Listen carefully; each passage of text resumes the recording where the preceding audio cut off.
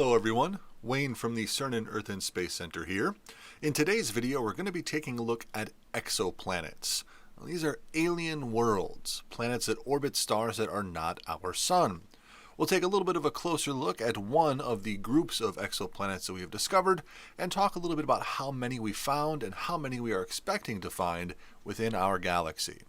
So, without any further ado, let's strap in to our sky simulator and take a look at some alien planets.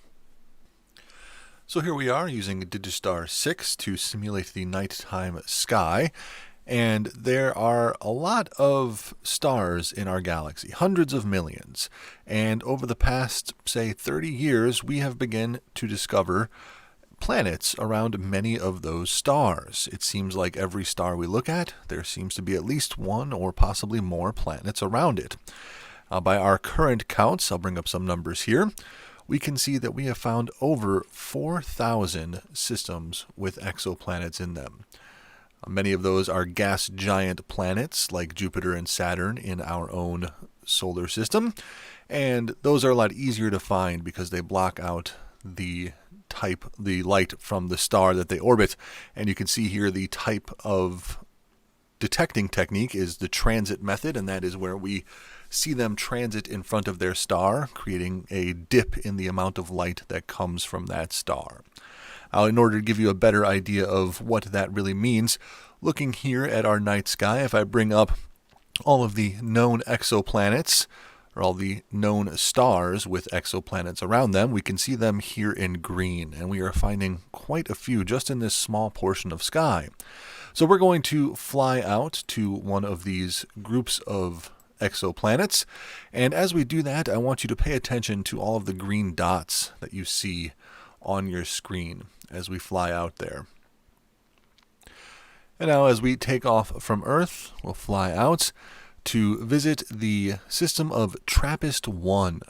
It's a star in our galaxy, and it's a very interesting group of exoplanets around this star. We have found evidence of 7 planets orbiting around this star that are all Earth-like, meaning that from what we can tell, their mass and their size, that they are rocky terrestrial planets, just like our Earth is. As we fly out, again, take a look at those green dots we see all around in our galaxy. Again, we have found over 4,000 exoplanets, and there are still quite more that we have evidence of that are yet to be confirmed.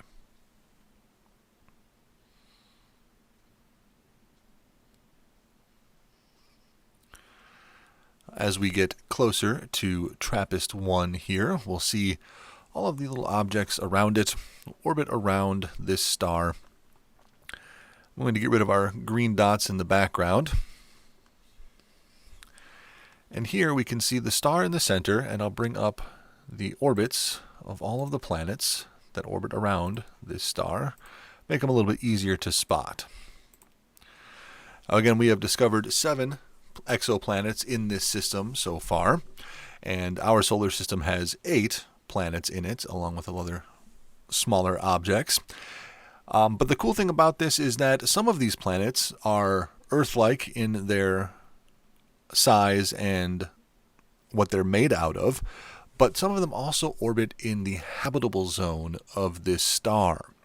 The habitable zone is the area around a star where it is warm enough, you get enough light, heat, and energy from that star that there could possibly be liquid water on the surface of any planet in that area.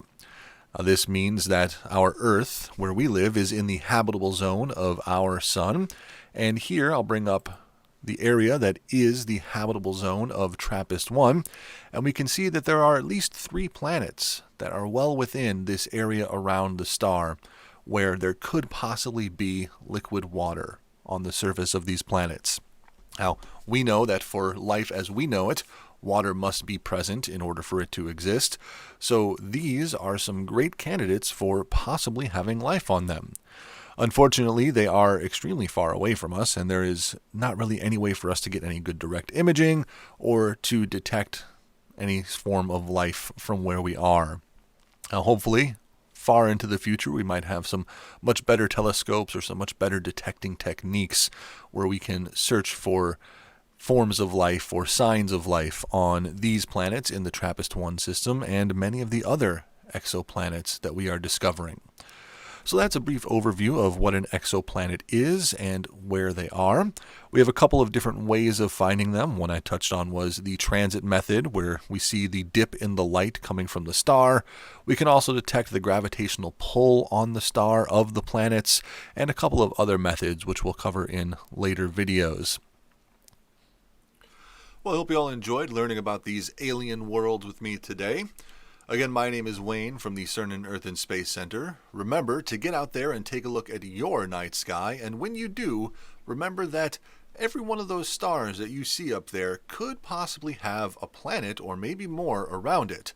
And while you're looking up, wondering if someone's looking back at you, maybe on one of those exoplanets there's someone looking up at you and wondering if you're looking back at them.